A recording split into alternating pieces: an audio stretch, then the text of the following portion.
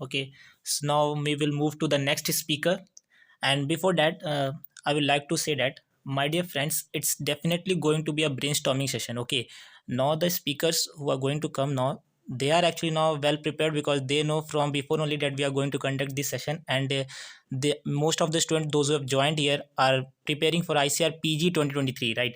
So I think the best candidate now is going to guide you because they have given ICR PG just now only in 2022 and just secured All India rank 1 and 2 respectively.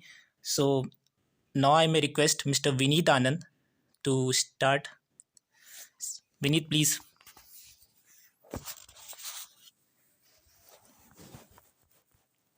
Okay. Thank you, Pankaj. Thank you, Pankaj, for your kind words. And I want to thank everyone, my seniors, my batchmates, my juniors here, for the greetings I am receiving from yesterday. Since yesterday, I am getting many more greetings and well wishes, and I'm really, really thank you. I want to thank you to everyone. I'm really happy by getting it. So thank you, Rajesh sir. Rajesh sir, for your fruitful words. We are really enlightened by your work. Rajesh sir is always guiding us. We during preparation journey, whenever we require, Rajesh sir is always guiding us. So, Pankaj, what you want me to say? You want me to say my journey or just strategy only? No, everything from where we started. Okay, right from the entrance to BFSC, so that everyone can relate to that story, that what we faced at the time when we started BFSC.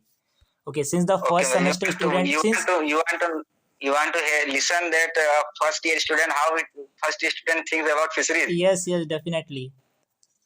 When we get with admission, what we are really thinking about fisheries, you want to know this.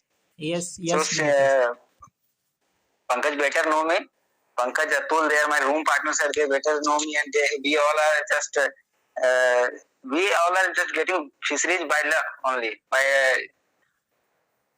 that we are not prepared for getting fisheries. We are all here. We are all prepared for medical only. We are just prepared to be a doctor, not to take admission in agriculture college or take admission in a fisheries college. We are just got prepared for medical student we want to be doctor अधिकतर यहाँ पे जो भी है I think जो भी यहाँ पे अधिकतर मौजूद है उनको इन्होंने कभी ना कभी अपना मेडिकल तैयारी जरूर किया होगा most of the guys they have prepared for medical तो हम लोग को जब पहला ईयर में मिलता है फिशरीज तब हमें लगता है कि ये फिशरीज बिल्कुल नया है और इसके बारे तो जहां तक बात मेरा है तो मैंने फिशरीज डाला था मुझे ये बात पता भी नहीं था कि मैंने फिशरीज एज ऑप्शन चुन लिया है जब मुझे काउंसलिंग के बाद आया शाम को रिजल्ट और जब मुझे फिशरीज मिला तो मुझे लगा कि ये मैंने डाला था क्या एग्जाम में काउंसलिंग में मुझे ये भी नहीं पता था कि लिस्ट में मैंने फिशरीज डाला है honestly because I don't know about fisheries that time in agriculture in ICAR exam what I know I just know about I knew about agriculture only that agriculture BSc agriculture is a course other than I don't know I didn't know anything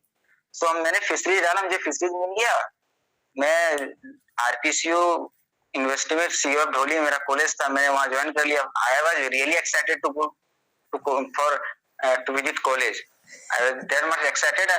I think I reached college in Gandhi Jayanti. I better remember everything. I reached college in Gandhi Jayanti. There is a holiday. But हमको बहुत ज्यादा था excitement कि college जाना है and I have reached college in Gandhi Jayanti. I was the first one to reach college, to reach hostel. So उसके बाद क्या फर्स्ट ईयर में तो हमें पहले यही लगता था कि फिशरीज ले लिए अब हम मेडिकल तैयारी करेंगे यहाँ रहते हुए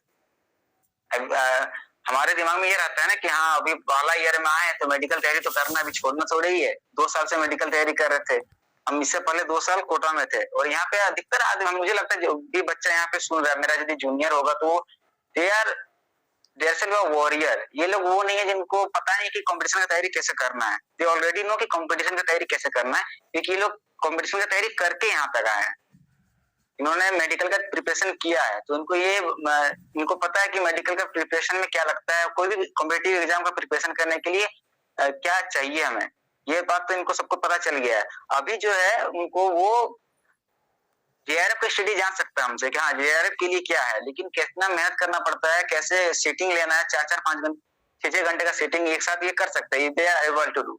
सो इसका टेंशन नहीं है।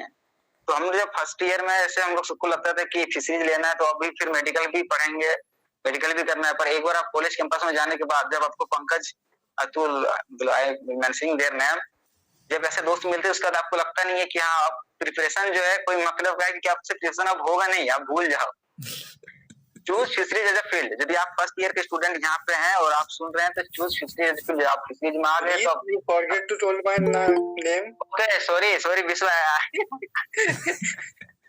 Thank No, you, no, it's okay. Thank you याद करवाने के लिए कि हम विशु का नाम भूल गए। विशु मेरे बाद दूसरा स्टूडेंट था जो कि हॉस्टल में आया था। विशु मेरे बाद सेकंड स्टूडेंट था, ये आया है और ये देख के ऐसा लगता था कि ये कोई टेक्निकल बंदा है, ये इनको कोई मतलब नहीं है फिशरीज से, इसको कुछ पता नहीं होगा फिशरीज का, जबकि ये बंगाल से बिलोंग करता था तो सबसे ज्यादा फिशरीज के बारे में इन्हीं को पता था उस टाइम। पर ये चश्मा उस्मा लगाने के बाद ऐसा लगता था कि Vishu is a technical person. Sorry Vishu. तो विशु और हम No, थे it's okay. पूरा It's दिन। okay.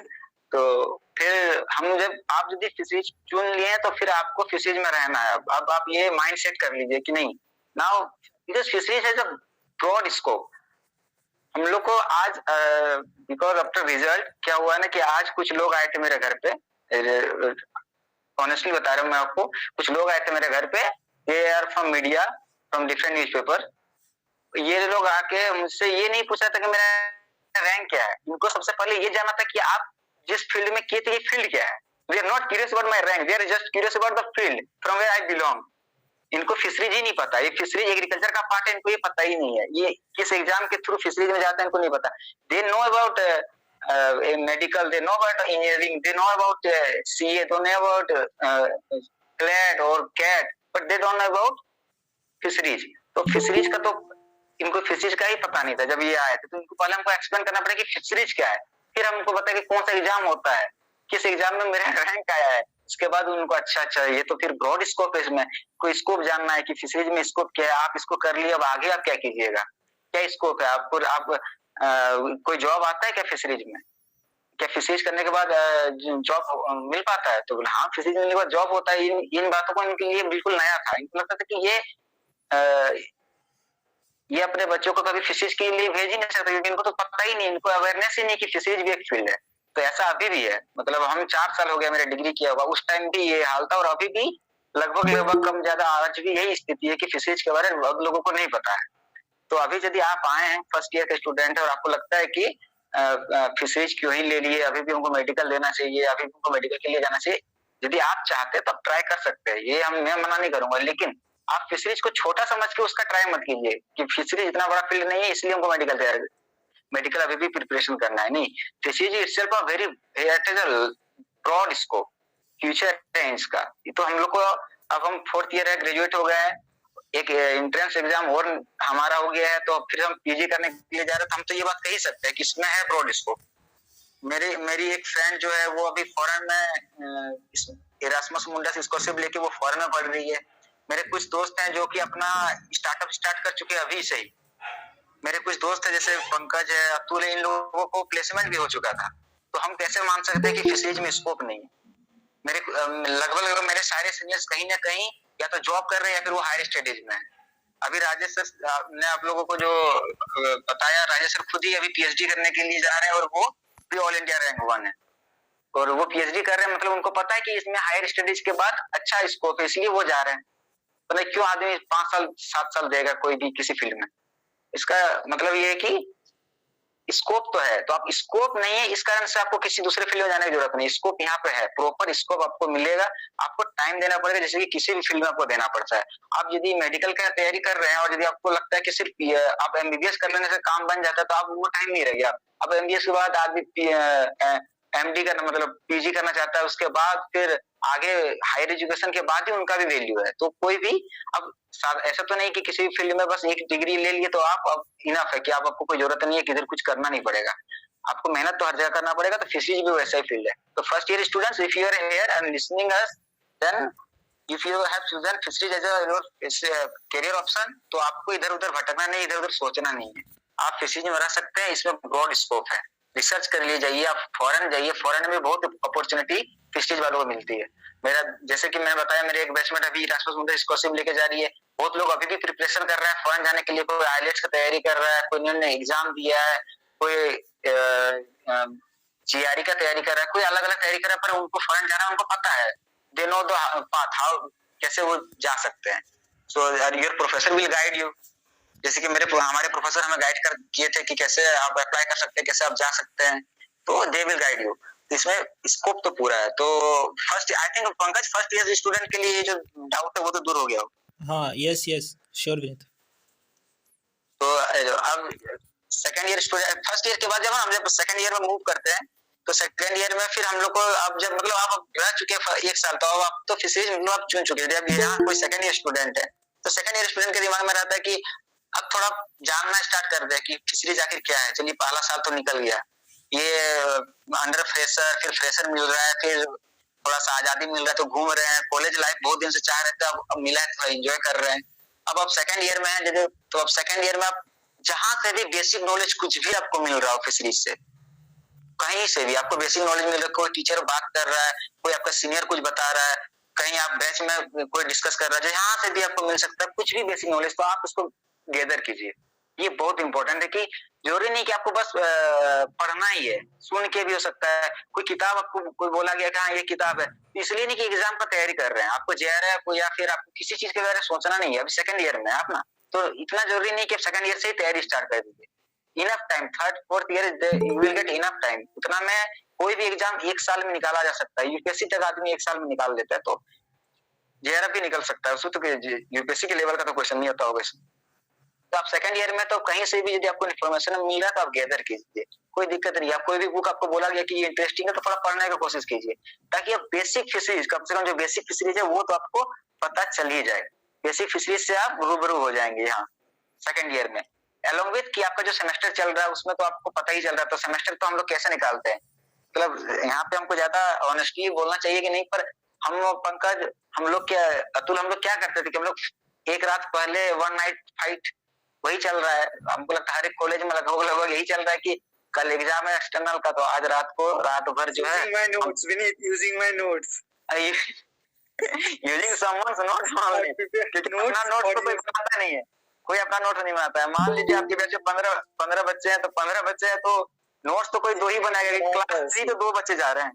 यस बिशु, एक ही नोट्स बनाता है, उसी का नोट सब लोग पढ़ के जाता है एग्जाम के। हाँ, तो एक ही नोट्स बनेगा, वो एक ही नोट्स बनाता है। नोट्स बनाने वाले बच्चे कम है ना, क्योंकि अब हमारे से बच्चे तो कॉलेज जाए, हमारे से बच्चे कॉलेज जा रहे हैं, वो सुनेंगे कि क्या सर बता रहे हैं, ज्यादा से ज्यादा ये हो सकता है। आप कहेंगे फिर कैसे मार्क्स कैसे आ रहा है, तो इस पे बाद में डिस्कस करेंगे कैसे आ रहा है। लेकिन वही है कि आप कॉलेज जाके सुन रहे हैं लेक्चर, लेकिन नोट्स आप नहीं बना रहे, क्योंकि नोट्स आपको पता कि कोई ना कोई तो मेरे लिए बना ही रहा है, वो अपने लिए भले बना रहा है, आपको पता है आप तो ले ही लेंगे उनसे। तो नोट्स जैसे हमारा विशु का जैसे कोई है जो नोट्स तैयार कर रहा है, आपको उनसे नोट्स लेना है एक रात पहले, आपको पढ़ना है, एग्जाम देना है, आपका एक्सटर्नल निकल गया। मतलब आप क्या होता है मोस्टली कि हम पूरे एक साल में यदि 2 सेमेस्टर हो रहा है, तो 2 सेमेस्टर के लिए 10 कोर्सेस है तो 10 दिन पढ़ेंगे, फिर अगला सेमेस्टर के लिए 10 कोर्सेस है 10 दिन पढ़ेंगे, मतलब पूरे साल में हम 20 दिन पढ़ रहे हैं। उसके अलावा 20 दिन मान लीजिए मिड सेम, मतलब 365 दिन में 40 दिन हम पढ़ रहे हैं और हमारा एक साल कंप्लीट हो जा रहा है। तो बाकी टाइम में आप क्या कीजिएगा, हाँ एंजॉय करना है कॉलेज लाइफ है, तो ऑब्वियस है कि आप खेलिएगा, बहुत सारा कल्चरल एक्टिविटी है उसमें पार्टिसिपेट कीजिएगा, स्पोर्ट्स एक्टिविटी उसमें पार्टिसिपेट कीजिएगा, कभी नेशनल जाने का मौका मिल रहा है वो भी आप कर रहे हैं, कहीं बाहर जाने का मौका मिल रहा है, टूर हो रहा है तो आप जा रहे हैं, दोस्तों के साथ जा रहे हैं, ये तो है। लेकिन इसके अलावे आप जो कर सकते हो कि कोई भी बेसिक फिशरीज का नॉलेज आप कहीं से भी मिल रहा हो, किसी यूट्यूब वीडियो से मिल रहा है, जैसे पंकज जैसे बहुत लोग हैं, बहुत हैं जो यूट्यूब में वीडियो भी डालते हैं, तो ये वीडियो ही आप देख सकते हैं, वहां से भी कुछ मिल रहा है तो ले लीजिए, क्योंकि आपको रहना फिशरीज में ही आप मान लिए, तो क्यों ना इन डेप्थ जाने की कोशिश करते कि पता करते कि आखिर इस फील्ड में कितना गहराई है, आखिर इसमें कहाँ तक क्या क्या और स्कोप है और क्या क्या हो सकता है। तो ये सेकंड ईयर में आप कर सकते हैं, इतना आपको आजादी रहता है कि आप इतना कुछ जान सकते हैं। फिर थर्ड ईयर, अब यदि थर्ड ईयर मेरे अनुसार थर्ड ईयर सबसे गोल्डन पीरियड है जेआरएफ या किसी भी एग्जाम का प्रिपरेशन करने के लिए। यदि आप इसके बाद कहाँ आप जाना चाहते हैं, ग्रेजुएशन करने के बाद आप कहाँ पहुंचना चाहते हैं, क्या करना चाहते हैं, उसके लिए सबसे गोल्डन पीरियड थर्ड ईयर है। थर्ड ईयर बेस्ट टाइम है जब आप तैयारी स्टार्ट कर दीजिए। मतलब हम नहीं कहेंगे कि मतलब आपको थर्ड ईयर में 10-10 घंटा पढ़ना है, तैयारी स्टार्ट कर दीजिए। मतलब कि आपको उस टाइम ये पता होना चाहिए कि सिलेबस क्या है। आपको स्ट्रेटेजी कहीं ना कहीं से पता कर लेना है। कोई सीनियर आपका जो पहले पास आउट हुआ है, उन्होंने एग्जाम निकाला, उनसे जान लीजिए, या फिर प्रोफेसर से जान लीजिए। कहीं से ना कहीं से आप स्ट्रेटेजी, सिलेबस, कैसे क्या तैयारी करना है, ये इतना नॉलेज आपको थर्ड ईयर में रखना है। तो थर्ड ईयर में आते ही आप लोग इतना कुछ पता करना स्टार्ट कर दीजिए कि हाँ, ये स्ट्रेटेजी होना चाहिए एग्जाम के लिए, ये सिलेबस यहाँ से पूछा जाता है, ये पार्ट है, इसको कवर करना है। तो ये हम जाएंगे डिटेल में, इन डेप्थ जाएंगे कि स्ट्रेटेजी क्या है, कैसे कैसे सिलेबस कंप्लीट करना है। लेकिन हम ये कह रहे हैं कि थर्ड ईयर स्टूडेंट के लिए सबसे गोल्डन टाइम जो है वो थर्ड ईयर है। आपको यदि जेआरएफ तैयारी करना, फिर भी आपको किसी दूसरे कॉम्पिटिटिव एग्जाम का तैयारी करना, उसके लिए भी आप बहुत कोई ऐसा है कि आईबीपीएस एफओ एग्जाम के लिए भी फोकस करते हैं, कुछ लोग नाबार्ड के लिए जाते हैं, कुछ लोग बीपीएससी यूपीएससी के लिए भी जाते हैं। ऐसा नहीं कि फिशरीज वाले बच्चे सिर्फ हम कह रहे हैं कि आप जेआरएफ के लिए जाइए, पर किसी भी एग्जाम के लिए आप फोकस करेंगे तो थर्ड ईयर मेरे अनुसार सबसे गोल्डन टाइम है, जब आप स्टार्ट कर सकते हैं प्रिपरेशन। बिल्कुल नॉट सो सीरियस, बट हाँ उतना सीरियस रहना होगा पड़ेगा कि हाँ यही हमको प्रिपेयर करना है, उस पे हमको 1 से 1.5 साल देना है। क्योंकि इस 2 साल में आपको 2 साल पूरा का पूरा तो नहीं मिलेगा। फोर्थ ईयर में बहुत सारा ट्रिप होता है, बहुत सारा फोर्थ ईयर में केवीके ट्रिप, उसके अलावा सेमिनार, तो उसमें भी टाइम जाता है। तो आपको फोर्थ ईयर पूरा का पूरा 1 साल नहीं देता है, उसमें फोर्थ ईयर के 12 महीना में आपको 3-4 महीना तो आप ऐसे ही बिजी रहेंगे, तो बचा आपके पास 7-8 महीना। उसमें आपको रिवीजन भी करना है, कंप्लीट भी करना है, मॉक टेस्ट भी लगाना है, तो इतना इनफ टाइम आपको नहीं मिलेगा। कोई भी एग्जाम का क्यों ना प्रिपेयर कर रहे हो, जेआरएफ का ही बात कर लेते हैं। यदि आप जेआरएफ का ही प्रिपरेशन कर रहे हैं तो मान लीजिए इसमें 7 डिपार्टमेंट है, 7 डिपार्टमेंट में हर एक डिपार्टमेंट में लगभग वो लगता है 8-10 कोर्स होगा, 8-10 कोर्स होगा। मेरा कहना है कि एफपीटी है, तो हर एक सेमेस्टर में एफपीटी का कुछ ना कुछ कोर्स आ रहा है, 1 या 2। तो यदि आप ऐसा बात कीजिएगा तो 10-10 कोर्स आपका एफपीटी में मिलेगा। तो मतलब आप 50-60 कोर्स कंप्लीट करके जा रहे हैं एग्जाम देने के लिए। तो आप सिर्फ 6 महीना के भरोसे कि 6 महीना में पूरा कंप्लीट करके पूरा कवर कर जाएंगे, ये थोड़ा मुश्किल काम है। तो क्यों ना इसको आसान बनाते हैं, क्योंकि आपके पास टाइम है, तो हम थर्ड ईयर से स्टार्ट करते हैं। क्यों हम डायरेक्ट फोर्थ ईयर से ही स्टार्ट करना चाहेंगे? अब जो बच्चे फोर्थ ईयर में, तो ऐसा नहीं कि आपका लेट हो गया है, हम इन जनरल कर रहे हैं थर्ड ईयर वालों के लिए कि हाँ, जब अभी थर्ड ईयर में, तो आपके पास ये गोल्डन टाइम है कि आप स्टार्ट कीजिए थर्ड ईयर में। थर्ड ईयर में थोड़ा डिपार्टमेंट वाइज जाइए। जैसे कि आपको सबसे पहले, मेरे केस में हमको याद है कि मैं या फिर पंकज, आई थिंक पंकज आयो, ये हैंडबुक से स्टार्ट किया था, मैंने एफपीटी से स्टार्ट किया था कि एफपीटी सबसे पहले मैं एफपीटी कंप्लीट करूंगा, उसके बाद मैं किसी दूसरे डिपार्टमेंट की ओर जाऊंगा। तो मैंने एफपीटी लिया, फिर एफपीटी को कहाँ से करना है। स्ट्रेटेजी ये है कि आपको सबसे पहले सिलेबस पता होना चाहिए कि सिलेबस है क्या। अब ये बात कर रहे हैं थर्ड फोर्थ ईयर के बच्चे को, जिसको 2023 या 2024 में एग्जाम देना है, इधर यू हैव टू गिव 2023 और 2024। इसमें जब आपको एग्जाम देना, तो आपको क्या स्ट्रेटेजी होना चाहिए? सबसे पहले कि आप सिलेबस जान जाओ कि आखिर इस एग्जाम के लिए, जेआरएफ के लिए सिलेबस क्या है। आपको कम से कम आपके ऐसा कि रहना चाहिए कि फिंगर टिप्स में कि ये डिपार्टमेंट का ये कोर्स है।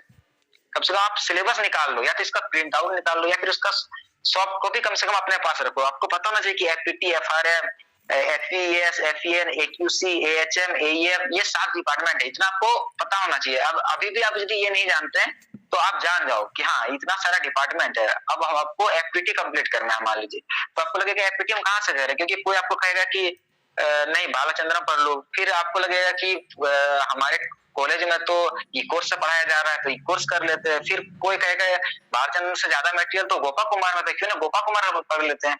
मेरे अनुसार जो हम किए थे, और जो मेरे साथ में जो भी तैयारी किया था, उन्होंने भी जो किया था, हम लोग एफपीटी के लिए बालाचंद्रन कंसिडर किए थे कि नहीं, एफपीटी हम बालाचंद्रन से करेंगे।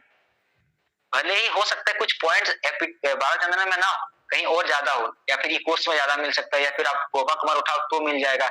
तो कुछ चीजों के लिए आप कर सकते हैं रेफर कि हाँ ठीक है, इसको ई कोर्स से देख लेंगे, या फिर इसको गूगल से देख लेंगे, या फिर उसको गोपा कुमार से देख लेंगे। लेकिन एक बुक यदि आप प्रिफर करना चाहते हैं, टेक्स्ट बुक एफपीटी के लिए, तो मेरे अनुसार वो बालाचंद्रन इज द बेस्ट। मैंने पीपीटी फॉर्मेट में ऐसा कुछ प्रेजेंट नहीं कर रहा हूँ, क्योंकि मुझे लगता है मैं बोल दूंगा तो आप सुनेंगे तो काफी, आप नोट डाउन कर लीजिए आपको करना हो पेन और पेपर के साथ कि हाँ ठीक है, एफपीटी के लिए Balachandran is enough. Balachandran is enough. Balachandran के साथ एक बुक है रत्ना कुमार का क्वेश्चन बैंक। इस क्वेश्चन बैंक में आपको एफपीटी का लगभग 600 से 700 क्वेश्चन मिलेगा, और वही क्वेश्चन है बेसिक बिल्कुल, जो कि एग्जाम में पूछा जा सकता है। ऐसे ही क्वेश्चन एग्जाम में आता है।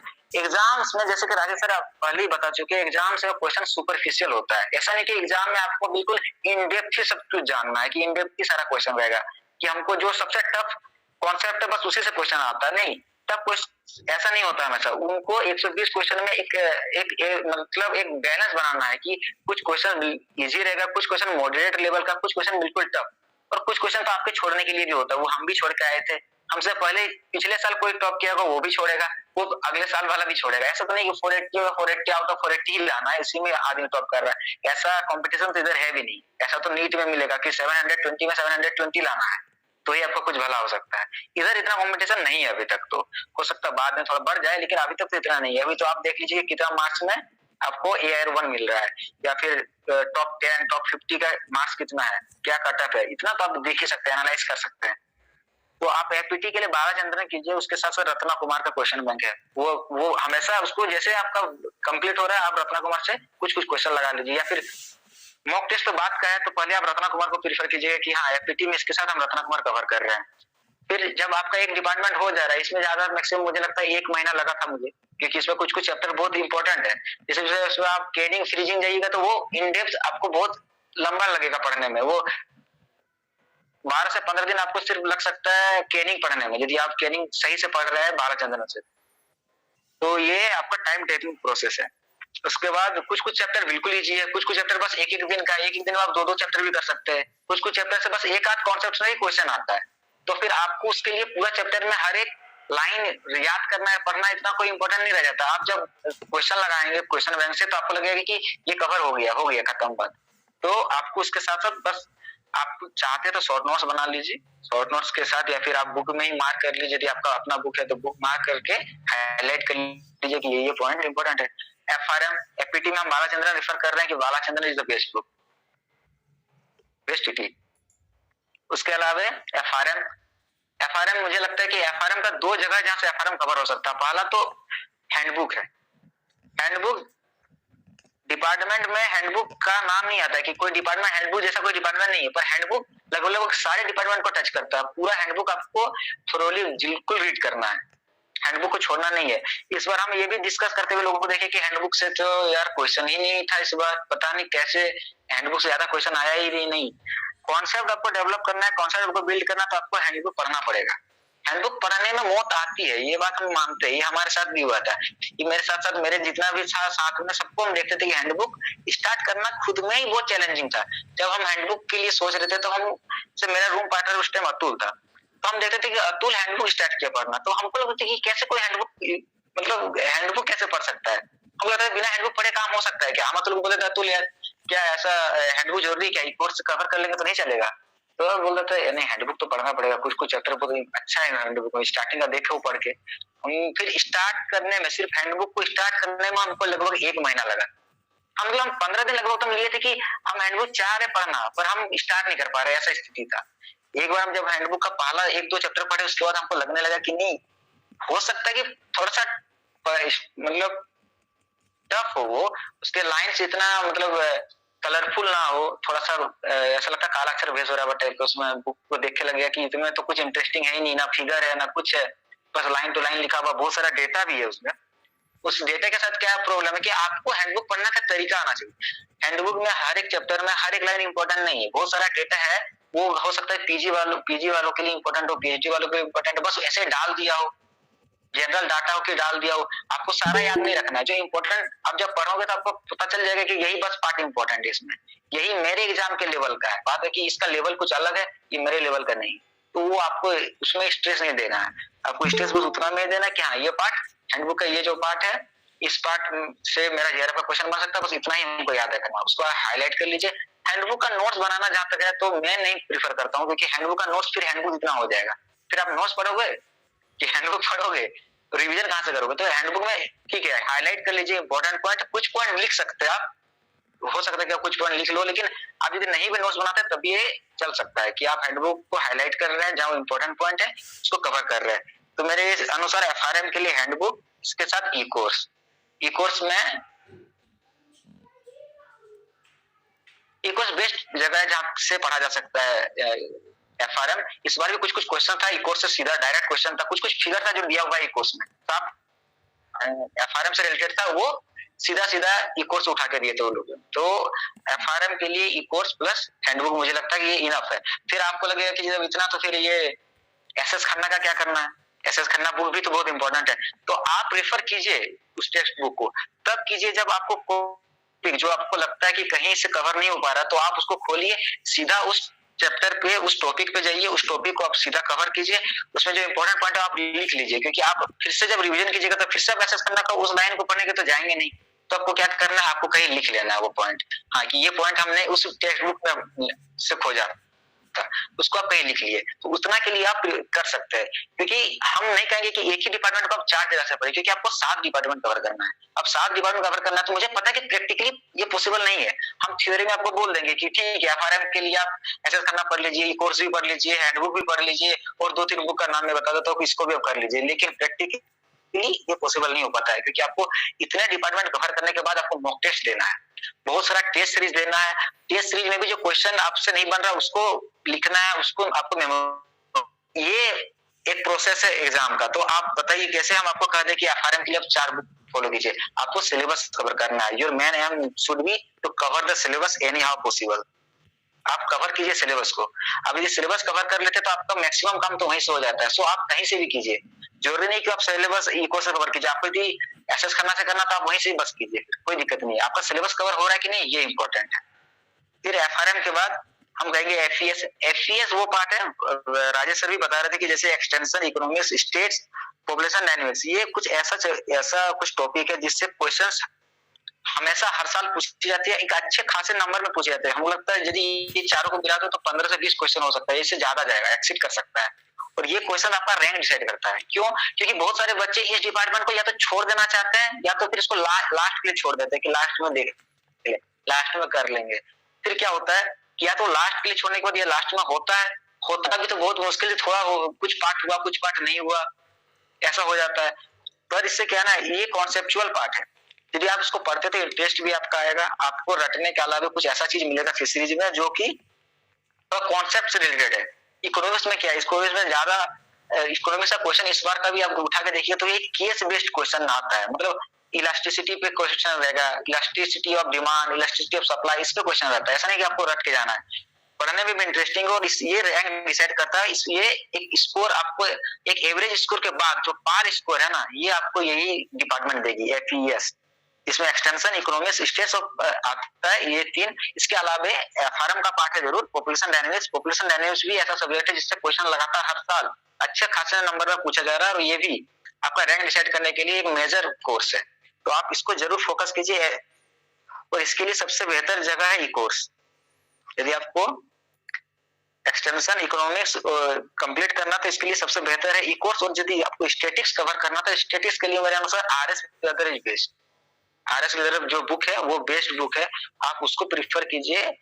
हो सकता है कि आपको सारा चीज समझ में ना आए, कुछ कुछ होता है, कुछ कुछ कोर्सेज के साथ ये दिक्कत है, जैसे हमको लगता है स्टेट्स, मेरे साथ तो ऐसा था पॉपुलर डायनेमिक्स में भी, क्योंकि मैं एक एवरेज स्टूडेंट के साथ होता यही है कि आपको लगता है कि हमको ये चीज तो समझ में नहीं आ रहा, तो आप क्या करें इसके साथ, यदि आपको कोई चीज समझ में नहीं आ रहा तो भाई इसको मेमोराइज कर लीजिए, this is the trick man. आपको एग्जाम निकालना आपका मेन फोकस है, आपको यहाँ पे सब चीज जानना नहीं, क्योंकि आपको जानने के लिए तो आप PG और PhD कर रहे हैं ना, आप हायर एजुकेशन में इसलिए तो जा रहे हैं ताकि जो चीज आप UG में नहीं सीख पाए उसको आप PG में सीखिएगा, जब आप PG में नहीं सीख पा रहे उसको PhD में सीखिए, तो हर चीज यदि आप अभी जान जाओगे तो बाद का डिग्री किस काम का। इसलिए मेरा कहना है कि यदि आपको कोई पार्ट ऐसा हो जो आपको लगता है हम नहीं समझ पा रहे तो ठीक है, अभी के लिए हम उसको मेमोराइज कर लेते हैं, क्योंकि ये मेरे एग्जाम पॉइंट ऑफ व्यू से इंपॉर्टेंट है, तो क्यों मैं इसको छोड़ दूंगा, इसको छोड़ने के कारण से मेरा एक क्वेश्चन गलत हो सकता है, एक क्वेश्चन हम नहीं बना पाएंगे, इससे अच्छा ना कि कम से कम मेरे दिमाग में रहेगा तो हम क्वेश्चन तो लगा सकते हैं, बाद में जब हमको मौका मिलेगा, कोई हमको पढ़ाने वाला रहेगा, किसी से हम पूछ सकते हैं, तब इसको हम जान जाएंगे। मे भी PG, मे भी PhD, मे भी पोस्ट, कभी भी आप इसको जान सकते हैं, जानने के लिए तो पूरा उम्र पड़ा है, लेकिन एग्जाम निकालना है, इसके लिए ये जरूरी है कि आप एग्जाम पॉइंट ऑफ व्यू से यदि इंपॉर्टेंट है तो आप उसको मेमोराइज कर लीजिए। आपको ऐसे नहीं करना है कि नहीं ये चीज समझ में नहीं आया तो अब इसको हम ना तो याद करेंगे ना तो हम पढ़ेंगे, अब इसको हम छोड़ देते हैं, ऐसे ही नहीं, आप इसको मेमोराइज कर लीजिए। स्टेट्स में कुछ कुछ ऐसा पार्ट मुझे भी मिला था जिससे लगता था कि इसका क्या मतलब हमको समझ में नहीं आ रहा, लेकिन हमको लगता था कि इससे क्वेश्चन आया हुआ है या फिर इस टॉपिक से क्वेश्चन है, तो मैं इस टॉपिक को एनी वे पॉसिबल हम उसको मेमोराइज कर लेंगे। क्योंकि ऐसा जरूरी नहीं कि आपको कोई ना कोई इसको बता ही दे, कोई ना कहीं आपको समझा ही दे। कोशिश कीजिए कोई प्रोफेसर हो जो आपको बता दे तो अच्छा है, नहीं हो रहा है तो कम से कम इतना तो कर सकते हैं, हम इसको मेमोराइज कर लिए फ्यूचर के लिए, ठीक है। उसको बाद में कभी यदि हमको मौका मिलेगा, किसी को ये आता हो तो हमको बता देगा। दैट स्टेट्स के लिए हम RS ज्यादा प्रेफर कर रहे हैं कि इकोनॉमिक्स एक्सटेंशन के लिए इकोर्स। देन आफ्टर FEN के लिए लता सिन्हा का text book I think it will be best. Lata Sinha का टेक्स्ट बुक जो है वो लगभग पूरा FEN कवर कर देता है। ई कोर्स में भी बस वही चीज दिया हुआ जो लता सिन्हा में है, तो बेटर है कि आप लता सिन्हा प्रेफर कीजिए। बुक है, बुक पढ़ना ज्यादा इजी लगता है मुझे ऐसे ई कोर्स पढ़ने से। यदि आपको कहीं बुक में अवेलेबल है कोई चीज तो बेटर कि आप बुक के लिए जाए, और जब लता सिन्हा और ई कोर्स दोनों सेम है तो बेटर है कि आप लता सिन्हा पढ़े। इससे इस साल हमें जैसे पर्सनली हमको लगता है कि इस साल जो FEN का क्वेश्चन था वो सबसे ज्यादा कोई सी पार्ट का क्वेश्चन मैंने छोड़ा था तो FEN था इस बार। पता नहीं कैसे कौन सा क्वेश्चन कहाँ से उन्होंने पूछा था वो सिलेबस है, लेकिन मेरे लिए थोड़ा सा ऐसा लग रहा था कि हाँ ये नहीं हो सकता। तो फिर ठीक है, किसी न किसी डिपार्टमेंट में हर साल कुछ न कुछ ऐसा क्वेश्चन आता है जो आपको लगता है कि ये नहीं बन रहा है, उसको आप तो छोड़ेंगे। ऐसा तो नहीं कि आपको सब करके ही आना है, पर हम कहेंगे कि लता सिन्हा है FEN के लिए। एक्वाकल्चर हैंडबुक प्लस ई कोर्स सफिशियंट है एक्वाकल्चर के लिए। फिर आपका डाउट आएगा कि RK रथ है, PC थॉमस है, उनका क्या करना है। तो मैं फिर कहूंगा यही कि जो कोई कॉन्सेप्ट आपको समझ में नहीं आ रहा और आपको पता है कि ये PC थॉमस में अच्छे से डिटेल में बताया गया है, तो आप उसको रेफर कीजिए, तब जाइए पढ़िए, उसको नोट डाउन कर लीजिए किसी जगह। लेकिन आपको पूरा सिलेबस AQC का कवर करना, तो सिलेबस कवर करने के लिए तो ई कोर्स और हैंडबुक इज बेस्ट। यहाँ से आपको हो सकता है, क्योंकि मैंने खुद वहीं से किया था। मैंने RK रथ, ऑनेस्टली मैंने RK रथ, PC थॉमस, इन बुक्स मैंने ये बुक नहीं पढ़ी है बिल्कुल नहीं, क्योंकि हमको पता था कि 7 डिपार्टमेंट कवर करना है हमको। तो 7 डिपार्टमेंट कवर करने के लिए, सिलेबस कवर करने के लिए हम एक डिपार्टमेंट को कहीं 1 या 2 जगह से कर सकते हैं जहां से मेरा सिलेबस कवर हो जाता है, बस इतना ही करना है हमको। क्योंकि उसके बाद हमको और सारा काम है, टेस्ट सीरीज लगाना, मॉक टेस्ट देना, तो हम क्यों इतना ज्यादा लेंथी प्रोसेस में जाए। प्रैक्टिकली जितना पॉसिबल है। और हमको आज पंकज ये बात पहले ही बोल दिया था कि भाई तुम वो बात बताना है जो प्रैक्टिकली पॉसिबल है। आज सुबह ही पंकज से बात हो रहा था, बोला ये बात बताओ जो हम लोग जब एग्जाम दे रहे थे और हम लोग को लगता था कि यार हम तो एक्वाकल्चर के लिए PC थॉमस नहीं पढ़ रहे तो मेरा क्या होगा, क्योंकि बहुत लोग तो पढ़ रहा है। तो बात ये है ना कि हमको ये बात तब हमको समझ में आया था, ये बात सही है कि हम भी यही सोचते थे कि हम ये नहीं पढ़ रहे थे, क्या मेरा नुकसान हो जाएगा, क्या हमको हो पाएगा कि नहीं, हम मेरा निकलेगा कि नहीं, क्या बहुत सारा इससे नेगेटिव थॉट आ सकता है। लेकिन बात ये है कि आपको जैसे सिलेबस कवर हो रहा है, वो भले ही ये कोर्स से हो रहा हो, हैंडबुक से हो रहा, तो ये इनफ है। हैंडबुक तो आपको करना ही है। जब हैंडबुक आपको करना है तो एक्वाकल्चर हैंडबुक से बहुत सारा पार्ट एक्वाकल्चर का, श्रिम्प प्रॉन का जो पार्ट है, इसका बाद श्रिम्प फार्मिंग, प्रॉन फार्मिंग, उसके बाद कार्प ब्रीडिंग, देन आफ्टर आपको लगेगा कि हमको इसका रिवीजन भी तो करना है, तो रिवीजन कैसे हो पाएगा, और रिवीजन करने का कौन सा सही तरीका है। क्योंकि जब आप 7 डिपार्टमेंट पढ़ रहे हैं और आपको रिवीजन 1 महीना में मान लीजिए करना है, 1 मंथ है आपके पास लास्ट का और आपको रिवीजन करना है, तो आप ये 7 डिपार्टमेंट का थ्योरी फिर से कैसे रिवाइज कीजिएगा। ये नेक्स्ट तो इम्पॉसिबल है कि आप 7 डिपार्टमेंट का थ्योरी जो है फिर से रिवाइज करने बैठ रहे हैं और रिवाइज कर लीजिएगा। ऊपर से हैंडबुक है, डोंट फॉरगेट हैंडबुक भी है 7 डिपार्टमेंट के साथ, ये भी आपको कंप्लीट करना है। तो आप इसका रिवीजन कैसे कीजिएगा, क्या चुनिएगा बेस्ट तरीका, what is the most effective, जिससे कि सबसे ज्यादा फायदा हो आपको। वो नहीं है कि आप थ्योरी फिर से पढ़िए। मेरा कोई भी दोस्त जो भी तैयारी कर रहा था उसको भी अच्छे से पता होगा, मेरा जो बैचमेट है, मेरे सीनियर जो यहाँ पे उनको भी पता होगा कि फिर से थ्योरी पढ़ना बहुत टाइम टेकिंग प्रोसेस है। तो यदि आप फिर से थ्योरी पढ़ रहे हैं तो आपको एक डिपार्टमेंट का थ्योरी पढ़ने में आपको इतना टाइम लग जाएगा कि आप पूरा रिवीजन नहीं कर सकते। तो बेस्ट तरीका है रिवीजन का कि आप मॉक टेस्ट के थ्रू रिवाइज कीजिए।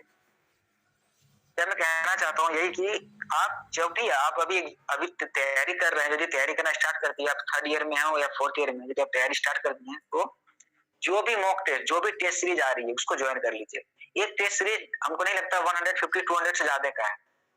आप टेस्ट सीरीज ज्वाइन कीजिए, आप टाइम टू टाइम टेस्ट दीजिए। यदि टेस्ट आपसे छूट भी रहा तो बाद में दीजिए, लेकिन टेस्ट सीरीज जितना सारा मिल रहा है सब ज्वाइन कीजिए। टेस्ट सीरीज ज्वाइन करने के बाद क्या होगा ना कि जब आप रिवीजन करना चाहेंगे थ्योरी के बाद, तो रिवीजन करने के लिए सबसे बेस्ट जगह आपको मिलेगा कि वो मॉक टेस्ट का क्वेश्चन जो आप लगा रखे हैं उसी को आप फिर से लगा रहे हैं, फिर से उससे लगा रहे हो। जो भी क्वेश्चन आपको डाउट आ रहा है उस क्वेश्चन को आप लिख रहे हैं। एक छोटा सा पतला सा टेक्स्ट बुक कॉपी खरीदिए क्लासमेट का, उसमें जो भी इंपॉर्टेंट क्वेश्चन जो आपसे नहीं बन पाया है मॉक टेस्ट के टाइम या टेस्ट सीरीज के टाइम, उसको नोट डाउन कीजिए, उसको मेमोराइज कीजिए, क्योंकि ये बेस्ट तरीका है। जब आप रिवाइज कीजिएगा लास्ट टाइम में, बिल्कुल लास्ट आवर्स में, like last 7 days, last 5 days, last 15 days, तब आपको पता चलेगा ना कि आप पूरा थ्योरी नहीं कर सकते। तो आप क्या करेंगे, हैंडबुक का जो आप टेस्ट सीरीज दिए थे, मेरे टाइम में भी हैंडबुक का टेस्ट सीरीज हुआ है। 2-3 हमारे सीनियर्स जो सीआईपी के सीनियर्स थे उन्होंने लिया था टेस्ट सीरीज, हम लोग सबने ज्वाइन किया है। उसके बाद थोरोली सारा टेस्ट मैंने दिया था। टेस्ट देने के बाद मैंने जो हैंडबुक रिवीजन करने का सोचा था, तो मैंने बस टेस्ट जो मैंने दिया था हैंडबुक वहीं से रिवाइज किया था। इसके अलावा मैंने कहीं इधर उधर नहीं कुछ किया था, जस्ट वही रिवाइज किया था जो हैंडबुक का टेस्ट सीरीज है। हैंडबुक का 2-3 सीनियर्स का टेस्ट सीरीज मैंने ज्वाइन करने के बाद उसके रिवाइज करना स्टार्ट किया, और जो भी क्वेश्चन लगता था कि ये मुझे याद नहीं हो रहा है या फिर ये बार बार हमसे मिस हो रहा है, उस क्वेश्चन को मैं कॉपी में लिख लेता था और उसको बार बार फिर जब रिवाइज करने टाइम बस उसी को रिवाइज करता था। हाँ ठीक है, वो हैंडबुक का टेस्ट सीरीज मैंने लगा लिया है, 2 बार 3 बार लग चुका है हमसे। अब हमको बस यही पार्ट कुछ है जो हमसे बार बार छूट रहा था, इसको हम याद करेंगे। तो हैंडबुक को रिवाइज करने का बेस्ट वे है कि आप उसका टेस्ट सीरीज ज्वाइन कीजिए और उसका टेस्ट सीरीज को रिवाइज कीजिए। पहले तो आप test series time to time दीजिए, जैसे से हो रहा है, जैसे से कोई कंडक्ट करवा रहा है तो उसके साथ दीजिए। उसके बाद जब आपको हैंडबुक रिवाइज करना हो लास्ट टाइम में, तो आप सिर्फ आप टेस्ट सीरीज को रिवाइज कीजिए। टेस्ट सीरीज के क्वेश्चन जो है उसके थ्रू रिवाइज कर लीजिए। अब मान लीजिए कि आपका टेस्ट हुआ, टोटल मान लीजिए 40 चैप्टर है हैंडबुक में, या 45-46 है, मान लीजिए 40 चैप्टर है।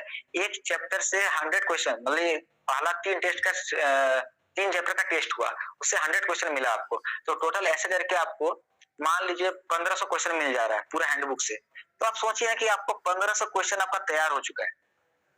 आप 1500 क्वेश्चन आप रिवाइज भी कर रहे हैं बार बार।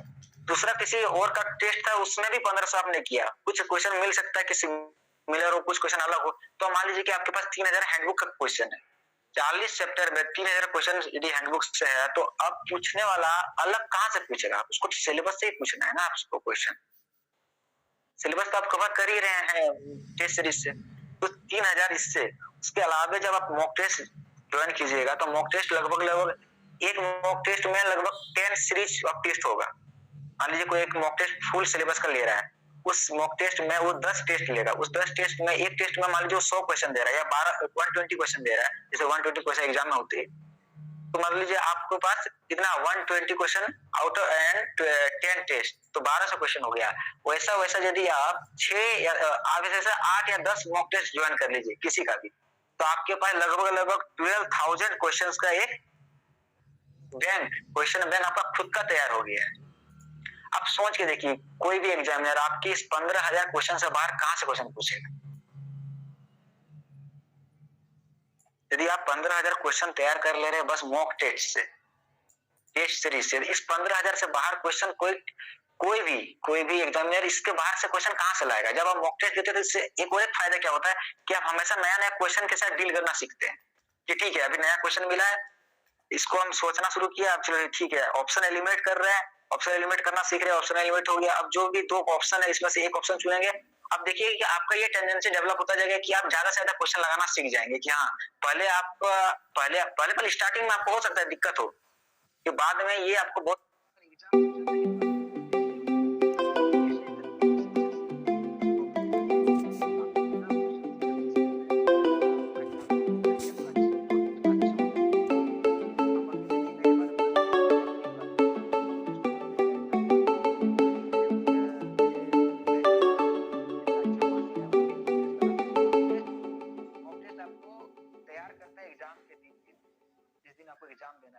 उस दिन आपको क्वेश्चन सॉल्व करना है, उस दिन आपको थ्योरी नहीं लिखना है। तो आपको यूज्ड टू होना चाहिए क्वेश्चन के साथ। आप जितना ज्यादा क्वेश्चन के साथ लड़िए, जितना ज्यादा क्वेश्चन का प्रैक्टिस कीजिए, आप उसमें से भी जिस पार्ट में आपको लगेगा इकोनॉमिक्स एक्सटेंशन स्टेट्स या पॉपुलेशन डायनामिक्स का क्वेश्चन ज्यादा मिल रहा है, उस पार्ट को थोड़ा ज्यादा ध्यान दीजिए कि हाँ इस मॉक टेस्ट में इसका ज्यादा क्वेश्चन है, इसको हम यहाँ से कवर कर लेंगे, कैसे भी हो इसको कंप्लीट करेंगे। यदि हमको लगता है कि नहीं आ रहा तो याद कर लें। पर हम आपको वही कह रहे हैं कि आप टेस्ट सीरीज ज्वाइन कीजिए। यदि आप 10 टेस्ट सीरीज ज्वाइन करते हैं, एक टेस्ट सीरीज में 120 क्वेश्चन आपको पूछा जा रहा है, और 12,000-15,000 क्वेश्चन आपके पास है सिर्फ मॉक टेस्ट का, 2-3 हजार क्वेश्चन हैंडबुक का है, तो आप सोच रहे हैं इससे बाहर का क्वेश्चन कहाँ से मिलेगा, आपको नहीं मिल सकता है।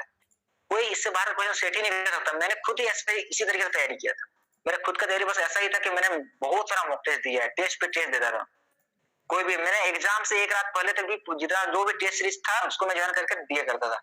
मेरे खुद का अकेले का नहीं, पंकज को मैंने देखा ऐसे करते हुए, बाद बाकी लोगों को भी मैंने देखे बस ऐसे ही सबका तैयारी लगभग लगभग इसी टाइप का होता है। जिसको भी तैयारी करना है सीरियसली तो एक ही तरीका है कि वो मॉक टेस्ट ज्वाइन करना है। जितना सारा मॉक टेस्ट अभी आने वाला ज्वाइन कीजिए, उसको दीजिए, टाइमली मॉक टेस्ट दिया कीजिए।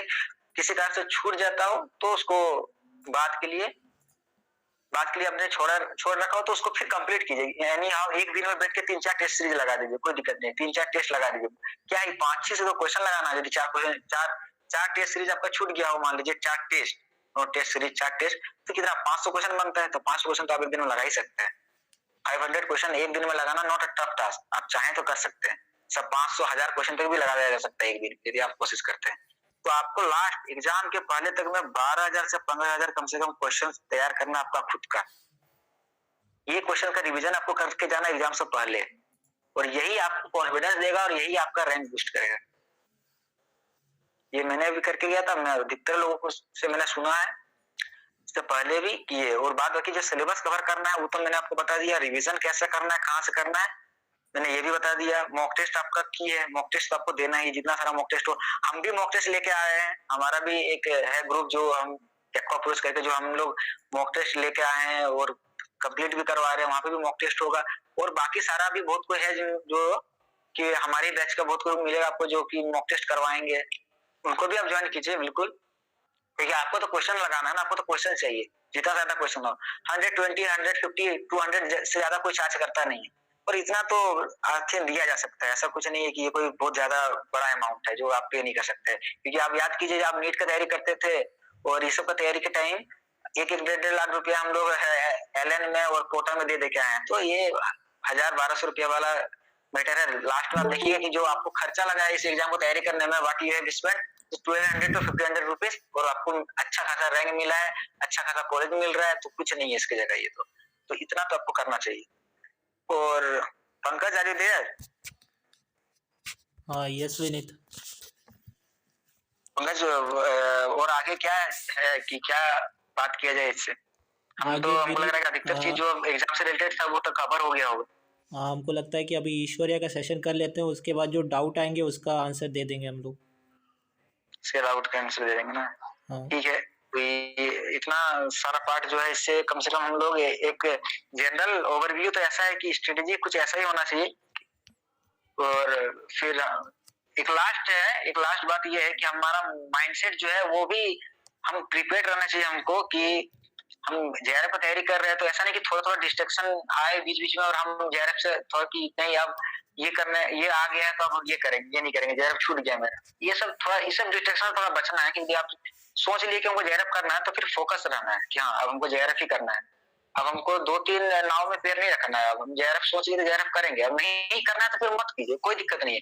जो भी चुनिए एक किसी में स्टिक रहना है कि ये है मेरा तो ये करना है हमको। तो ये ज्यादा आप इससे क्या होगा ना, ऐसा नहीं कि इससे ऐसा नहीं करने तो बहुत ज्यादा नुकसान है। इससे क्या होगा कि जितना आपका पोटेंशियलिटी है उतना आप यूज कर पाइएगा। फिर ये हर आदमी में ना पोटेंशियलिटी होता है और उसको पोटेंशियलिटी को यूज नहीं कर पाने का मेन कारण होता है कि वो हम लोग डिस्ट्रैक्ट बहुत जल्दी हो जाते हैं कि तैयारी करते करते करते करते 2 महीना 3 महीना कर रहे हैं, फिर कोई दूसरा इंटरेस्टिंग चीज मिल जा रहा है तो फिर हम उसको छोड़ दे रहे हैं, फिर दूसरा कुछ स्टार्ट कर दे रहे हैं। तो बेहतर है कि हम इस तरह से तुरंत स्विच ओवर ना हो जाए चीजों में कि ये छोड़ के ये फील्ड, फिर ये छोड़ के ये फील्ड। आप स्टिक रहिएगा तो बेस्ट रिजल्ट मिलेगा आपको। बेटर नहीं, बेस्ट रिजल्ट तब भी मिलेगा जब कंसिस्टेंटली स्टिक रहें अपने जो भी आपका ऑब्जेक्टिव है, जो भी आपका एम है। बाकी माइंडसेट यही है कि एग्जाम के टाइम आपका माइंडसेट बिल्कुल ऐसा होना चाहिए। ज्यादा तुरंत है कि आपने तैयारी किया कर रखा था, आपको लास्ट का 15 दिन में आपको ऐसा लगेगा ना हमको एंजाइटी हो रहा है, टेंशन हो रहा है, प्रेशर में आ रहे हैं, हम इतना पढ़ लिए हैं फिर भी हमको प्रेशर फील हो रहा है। तो मेरा एक लाइन है जो हमको बहुत पसंद है। हमको लगता है यहाँ पे सब लगभग लोग महेंद्र सिंह धोनी का फैन होगा। हमको महेंद्र सिंह धोनी का इंटरव्यू आप यदि कभी सुने तो आपको लगेगा लगभग सारे इंटरव्यू में वो एक लाइन बोलते हैं कि process is more important then result, result is just the outcome of process. यदि आप प्रोसेस को फॉलो कर रहे हैं कि जो प्रोसेस है, मतलब जो प्रोसेस मैंने आपको बताया है कि इस तरह से सिलेबस कंप्लीट करना है, ऐसे इसका रिवीजन करना है, ऐसे मॉक टेस्ट देना है, एग्जाम से लास्ट नाइट तक ऐसे आपको मॉक टेस्ट से जुड़े रहना है, उसको रिवाइज करना है।